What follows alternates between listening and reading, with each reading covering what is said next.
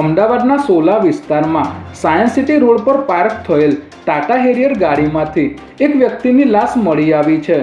સોલા પોલીસને જાણ થઈ હતી કે સાયન્સ સિટી રોડ ઉપર હેતાર્ક પાર્ટી પ્લોટ નજીક વિહત બંગલોઝની બાજુના એક ખુલ્લા પ્લોટમાં ગાડીમાં લાશ પડી છે, જેથી પોલીસે તાત્કાલિક ઘટના સ્થળ પર પહોંચી તપાસ હાથ ધરી હતી। ત્યારે મૃતકના શરીર ઉપર કોઈ ઈજાના નિશાન જોવા મળ્યા ન હતા, જેથી પ્રાથમિક દ્રષ્ટિએ હાર્ટ એટેકને કારણે તેમનું મોત થયું હોવાનું અનુમાન લગાવાઈ રહ્યું છે। આ મૃતદેહ સેલા ગામના રહેવાસી અને શેરબજારનો વ્યવસાય કરતા હર્ષદ પ્રજાપતિ નામના વ્યક્તિનો હોવાનું જાણવા મળ્યું છે।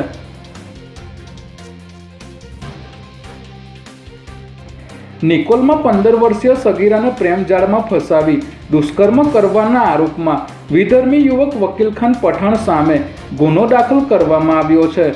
નિકોલ વિસ્તારમાં સગીરા અને વકીલ ખાન પઠાણ નામનો યુવક બાજુમાં રહેતા હોવાથી આરોપી વકીલ ખાન પઠાણે તેના ફોટા પાડી તેને વાયરલ કરવાની ધમકી આપી હતી અને સગીરા સાથે શરીર સંબંધ બાંધ્યો હતો। ત્યારે આ મામલે બજરંગ દળના કાર્યકર્તાઓએ આરોપીને પકડીને નિકોલ પોલીસ સ્ટેશન લાવ્યા હતા।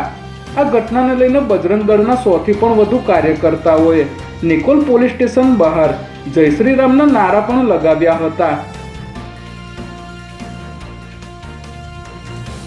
અમદાવાદના બહુચર્ચિત 7 ડે સ્કૂલ હત્યા કેસમાં કાયદાના સંઘર્ષમાં આવેલા સગીરની જામીન અરજી અમદાવાદ સિટી સેશન્સ કોર્ટ ખાતે આવેલ ચિલ્ડ્રન કોર્ટે ફગાવી નાખ્યા બાદ આ અરજી ગુજરાત હાઈકોર્ટમાં દાખલ થઈ હતી। ત્યારે હાઈકોર્ટે અરજીને મંજૂર રાખતા કાયદાના સંઘર્ષમાં આવેલા કિશોરને જામીન આપ્યા છે।